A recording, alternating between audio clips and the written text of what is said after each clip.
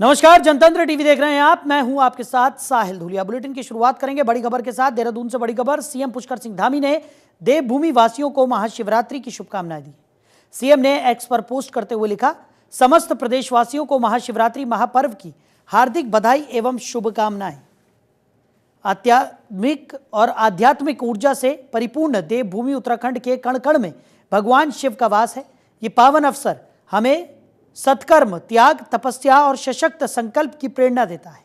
भगवान भोलेनाथ की असीम कृपा से समस्त प्राणियों का कल्याण हो, जीवन में सुख, शांति और समृद्धि का संचार हो।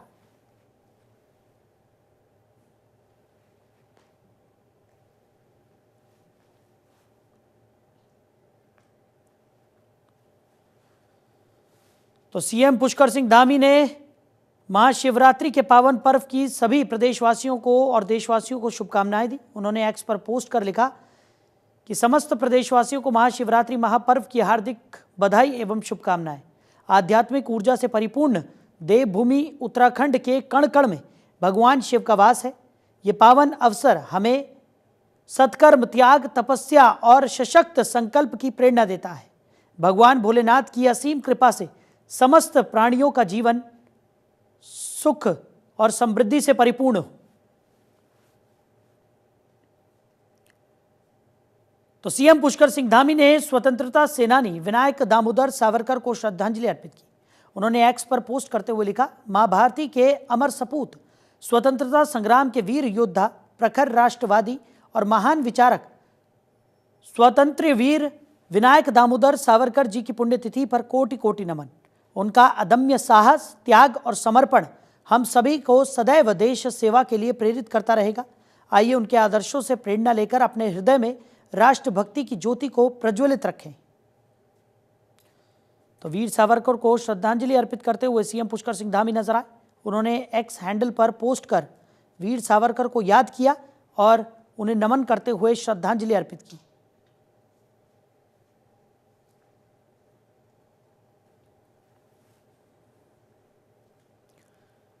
उधर भराड़ीसैंण में विधानसभा अध्यक्ष रितु खंडूड़ी ने अंतर्राष्ट्रीय विषयों पर शोध केंद्र कार्यालय का उद्घाटन किया। इससे पहले उन्होंने अधिकारियों के साथ बैठक कर विकास योजनाओं की जानकारी भी ली। इस दौरान विधानसभा अध्यक्ष रितु खंडूड़ी ने विधानसभा के लिए आवश्यक कार्य और ई सिस्टम के कार्यों का निरीक्षण भी किया। इस दौरान उन्होंने ग्रामीण महिलाओं की समस्याएं सुनकर जल्द समाधान का आश्वासन दिया। तो स्थानीय लोगों से मुलाकात करती हुई रितु खंडूड़ी नजर आई।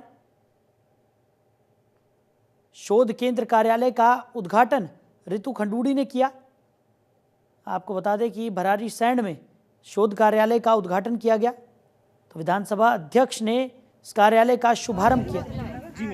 वहीं स्थानीय लोगों से मुलाकात भी रितु खंडूड़ी ने की।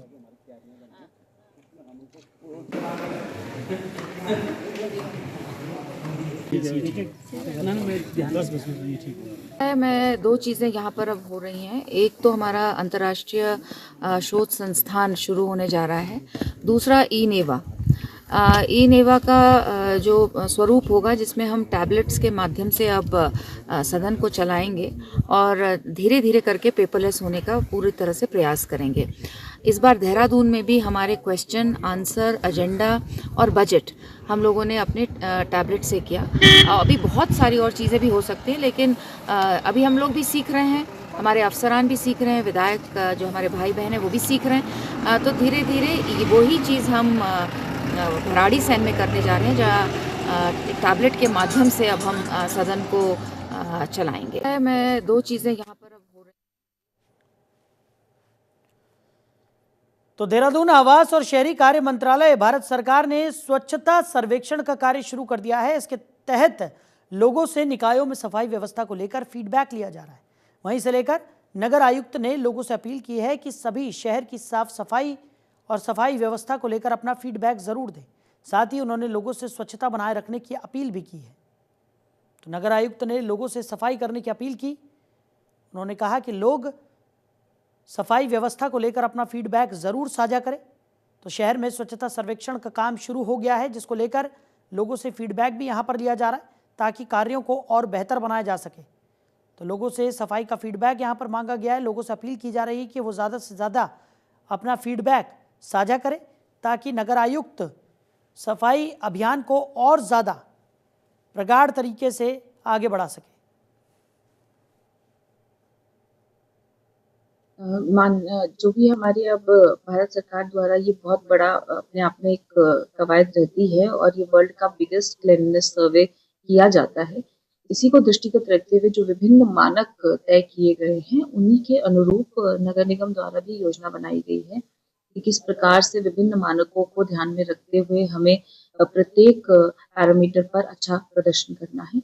उसमें जनमानस की भागीदारी को लेकर विशेष रूप से यही अपील है कि जितने भी हमारे हाउस होल्ड्स हैं, कमर्शियल यूनिट्स हैं, सभी सोर्स सेग्रीगेशन के लिए सहयोग करें और सोर्स सेग्रीगेशन करते हुए ही गीला और सूखा कचरा अलग अलग गाड़ी को दें। इसके अलावा जितने भी कॉमन स्पेसेस हैं, रोड्स हैं, आपके सराउंडिंग एरियाज हैं, उन सभी में भी किसी प्रकार की लिटरिंग ना करें और अन्य लोगों को भी इससे रोकें।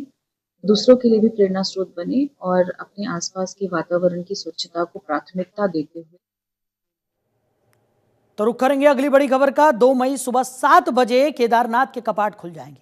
तो 11वें ज्योतिर्लिंग बाबा केदार के श्रद्धालुओं को दर्शन उपलब्ध होंगे। महाशिवरात्रि पर कपाट खुलने की तिथि की घोषणा की गई है।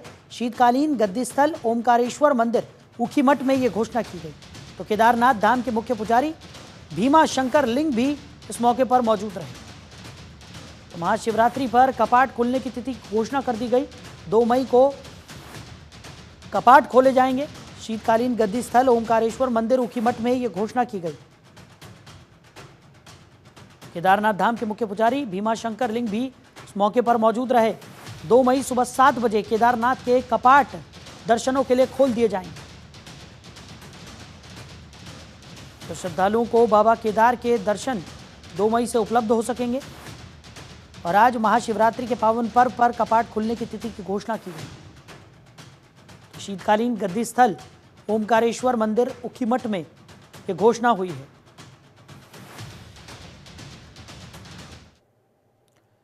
तो देहरादून में महाशिवरात्रि पर शिवालय में लोगों की लंबी कतारें लगी हुई है। बड़ी संख्या में लोग शिवालय पहुंच रहे हैं। वहीं इस खास पर्व को लेकर प्रसिद्ध टपकेश्वर महादेव मंदिर में भारी भीड़ लगी हुई है। शिवरात्रि को लेकर जहां मंदिर में तैयारियां की गई हैं, तो वहीं प्रशासन ने भी भरपूर इंतजाम किए हैं। बता दें कि मंदिर की मान्यता महाभारत काल से जुड़ी हुई है। तो महाशिवरात्रि के महापर्व पर श्रद्धालुओं की भारी संख्या मंदिरों में देखने को मिल रही है। टपकेश्वर महादेव मंदिर में भी भारी भीड़ श्रद्धालुओं की दिखाई पड़ रही है। तो वहीं तस्वीरें आपको दिखा रहे हैं, सीधी तस्वीरें। उत्तराखंड के मुख्यमंत्री पुष्कर सिंह धामी भी महाशिवरात्रि के पावन पर्व पर पूजा अर्चना करते हुए नजर आ रहे हैं। तो परिवार के साथ सीएम पुष्कर सिंह धामी, ये सीधी तस्वीरें।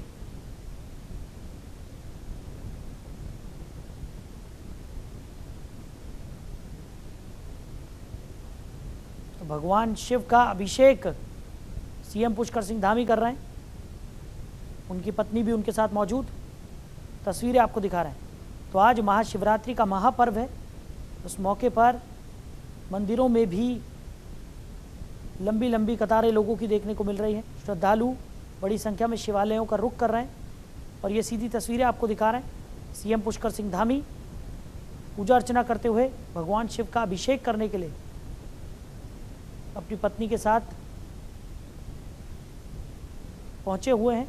तस्वीरें आपको दिखा रहे हैं। तो भगवान शिव का अभिषेक करते हुए सीएम पुष्कर सिंह धामी और उनकी पत्नी। तो आज महाशिवरात्रि का पावन पर्व है। पूरे देश भर में महाशिवरात्रि की धूम देखने को मिल रही है। मंदिरों में सुबह से ही भक्तों की भारी भीड़ उमड़ पड़ी है। शिवालयों का रुख भक्त कर रहे हैं। तो खटीमा सीएम पुष्कर सिंह धामी पहुंचे हुए हैं, जहां वो भगवान शिव का अभिषेक कर रहे हैं। तो सीएम पुष्कर सिंह धामी के साथ साथ सभी प्रदेशवासी महाशिवरात्रि के पावन पर्व पर पूजा अर्चना करते हुए और भगवान शिव को प्रसन्न करते हुए दिखाई पड़ रहे हैं। खबर पर ज़्यादा जानकारी के साथ हमारे सहयोगी हरीश खनेड़ा हमारे साथ जुड़ गए। हरीश, आज महाशिवरात्रि का महापर्व है और ऐसे में मंदिरों में भक्तों की भारी भीड़ देखने को मिल रही है। सुबह से ही भक्त भगवान शिव को प्रसन्न करने के लिए लंबी लंबी कतारों में अपनी बारी का इंतजार करते हुए नजर आ रहे हैं। किस तरीके से महाशिवरात्रि का पर्व मनाया जा रहा है, क्या कुछ व्यवस्थाएं?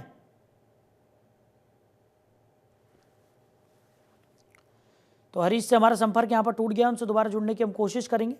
लगातार तस्वीरें आपको दिखा रहे हैं महाशिवरात्रि का महापर्व, और मंदिरों के बाहर भक्तों की भारी भीड़ देखने को मिल रही है। हरीश खनेड़ा हमारे सहयोगी एक बार फिर से हमारे साथ जुड़ गए। हरीश, क्या कुछ निकलकर सामने आ रहा है, किस तरीके से महाशिवरात्रि का ये पावन पर्व मनाया जा रहा है? मंदिरों में क्या कुछ व्यवस्थाएं की गई हैं? सुबह से ही भक्तों की भारी भीड़ जो है वो मंदिरों के बाहर देखने को मिल रही है। देखिए, जिस तरह से आज की बात करूँ कि आज भगवान शिव के नाम का पर्व था, और ऐसे में तमाम जगहों पर सुबह से ही लगातार जिस तरह से मंदिरों में भीड़ आ रहा हुआ, हम भी इस मंदिर में मौजूद हैं और मेरे पीछे लगातार भक्त हैं,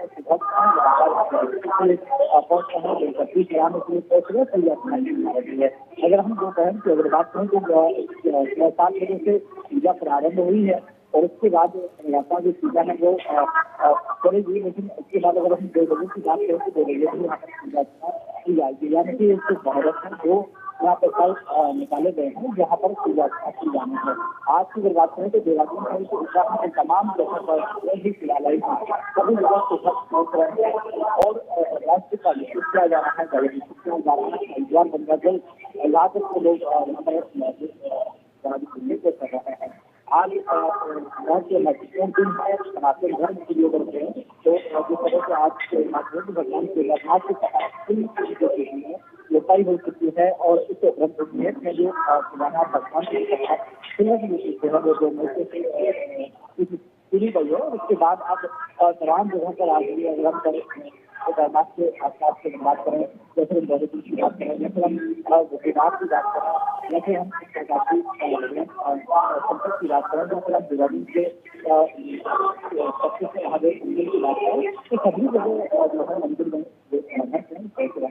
ऐसा की भी ऐसा है तो अगर हम सड़कों की बात करें तो कई जगह पर लाइटें भी किया गया है, और जो श्रद्धालु हैं जो लोग हैं किसी तरह की कोई दिक्कत न हो, कोई परेशानी न हो, इसके लिए विशेष ध्यान यहाँ पर रखना गया है, ताकि कोई भी किसी तरीके से कोई परेशानी लोगों को न है, और लोग अच्छे से यहाँ पर दर्शन भी कर सकते हैं, जल अभिषेक कर सकते हैं, पूजा अर्चना कर सकते हैं, क्योंकि आज का दिन भगवान शिव के नाम है, और ऐसे में भगवान शिव के नाम का जो पर्व है उसे बड़े धूमधाम से प्रदेश में मनाया जा रहा है, मनाया जा हरीश, वहीं अगर बात की जाए जिस तरीके से तमाम तैयारियां यहां पर की गई हैं, प्रशासन भी पूरी तरह से मुस्तैद नजर आ रहा है, सुरक्षा के भी चाक चौबंद इंतजाम किए गए हैं, श्रद्धालुओं को किसी तरह की कोई परेशानी ना हो इसको लेकर भी तमाम व्यापक कदम यहां पर उठाए गए हैं। और देवभूमि की अगर बात करें, क्योंकि देवों की भूमि है, तो इस तरीके के जो पर्व होते हैं, चाहे वो महाशिवरात्रि हो या और भी अन्य जब इस तरीके के पर्व होते हैं, तो एक अलग ही उत्साह वहाँ लोगों में देखने को मिलता है। अलग अलग मंदिरों में अलग अलग तरीके की व्यवस्थाएं देखने को मिलती है, और कई प्रसिद्ध मंदिर भी हैं भगवान भोलेनाथ के, जहाँ पर भारी संख्या में भक्तगण जो हैं वो पहुँच रहे हैं और भगवान शिव को प्रसन्न करते हुए नजर आ रहे हैं। बिल्कुल, आपने सही कहा कि आपका बातें हैं बहुत खास है, और ऐसे में जो रहा है तमाम इसके अलावा अगर मंदिरों की बात करें तो मंदिरों को लेकर जीवन की जैसे सजाया गया है, सुबह सही जो पूजा का जो है शुरू हुई है, जगह खास करने की पूजा शुरू हुई है, इसके बाद तमाम जो यहाँ पर सजाया भी गया है, और भक्त हैं देहरादून में नहीं ठीक है। चलिए हरीश, हमारे साथ जुड़ने के लिए, इन तमाम जानकारियों के लिए आपका बहुत शुक्रिया। तो यहाँ वक्त हो चला एक छोटे से ब्रेक का, जल्द लौटेंगे, आप बने रहिए। तो ब्रेक के बाद एक बार फिर से आप सभी का स्वागत है। आगे बढ़ते हैं। हरिद्वार के शिवालयों में महाशिवरात्रि पर भक्तों का सैलाब उमड़ पड़ा है। भगवान भोलेनाथ और माता पार्वती के विवाह के पावन पर्व महाशिवरात्रि पर भक्त उनके दर्शन को आतुर हैं। कनखल स्थित दक्षेश्वर महादेव मंदिर में भक्तों की भारी भीड़ देखी जा रही है। दक्ष मंदिर में भगवान शिव का जलाभिषेक करने के लिए भक्त सुबह 4 बजे से ही लाइनों में लगकर अपनी बारी का इंतजार कर रहे हैं। वहीं मंदिर परिसर हर हर महादेव के जय घोष है। श्रद्धालु दूध, जल, बेलपत्र और भांग धतूरा अर्पित कर भोलेनाथ की आराधना कर रहे हैं।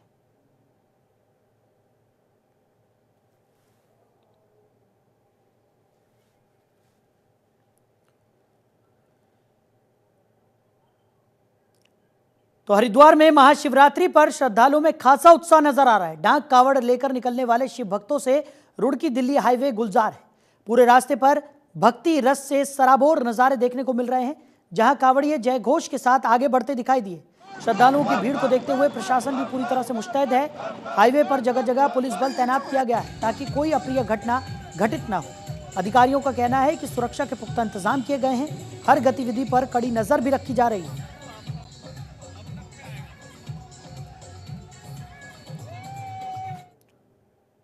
उधर हरिद्वार में चेकिंग के दौरान पुलिस और बदमाशों के बीच में मुठभेड़ हो गई। पुलिस की जवाबी फायरिंग में बदमाश के पैर में गोली लग गई, जिसके बाद उसे गिरफ्तार कर लिया गया और अस्पताल में भर्ती कराया गया। घटना रानीपुर थाना क्षेत्र की है, जहां पुलिस चेकिंग के दौरान स्कूटी सवार बदमाश साबिर को पुलिस रोकने की कोशिश कर रही थी, जिसके बाद उसके गोली चलाने पर मुठभेड़ हो गई। आपको बता दें कि घायल बदमाश का अस्पताल में इलाज भी जारी है।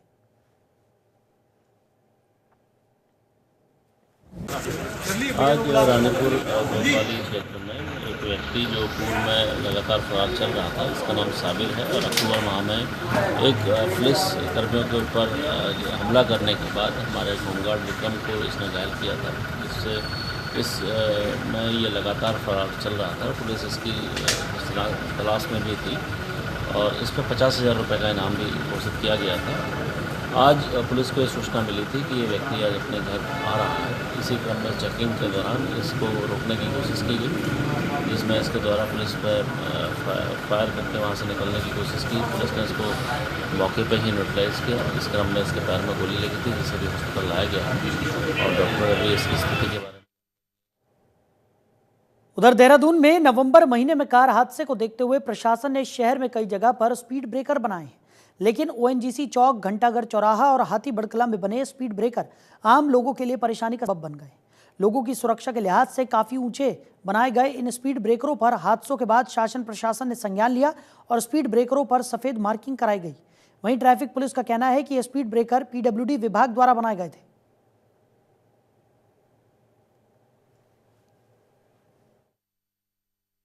वैसे इनसे किताब देख के तो बहुत बढ़िया फायदा है, क्योंकि इससे क्या है, दूसरी गाड़ी स्लो हो जाती है और इससे फायदा भी बहुत है। ब्रेकर पे गाड़ी आराम से निकालना चाहिए, मेरे लिए तो बहुत बढ़िया है। वैसे इनसे किताब देख के तो बहुत बढ़िया फायदा है, क्योंकि इससे क्या है, दूसरी गाड़ी स्लो हो जाती है और इससे फायदा भी बहुत है। ब्रेकर पे गाड़ी आराम से निकालना चाहिए। नहीं, बहुत अच्छा है। बस ये है कि जंप नहीं होना चाहिए, गाड़ी प्रॉपर स्मूथ होना चाहिए, ताकि ब्रेक करके प्रॉपर बंदा जो है गाड़ी को स्लो करे। और फिर अभी जैसे ये वाली जो रोड है ना, बड़ी कैंट वाली रोड, जहाँ एक्सीडेंट हुआ था, वहाँ आपने देखेंगे कितना बढ़िया ब्रेकर लगा रखा है, तो वहाँ अब एक्सीडेंट होने की चांसेस नहीं है। 3 ब्रेकर कम से कम लगे हुए हैं और बहुत अच्छी चीज है।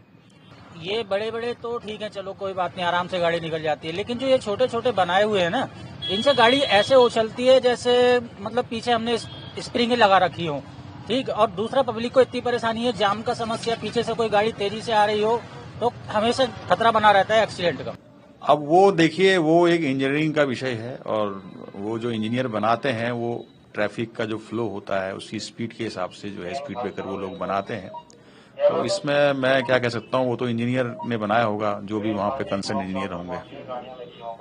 ये पीडब्ल्यूडी की देखरेख में बनते हैं? जी हाँ, जो रोड जैसे एनएच में है तो एनएच वाले देखते हैं, और जो स्टेट रोड से हैं वो पीडब्ल्यूडी देखती है। तो फिलहाल इस बुलेटिन में मेरे साथ इतना ही। आप बने रहिए और देखते रहिए जनतंत्र।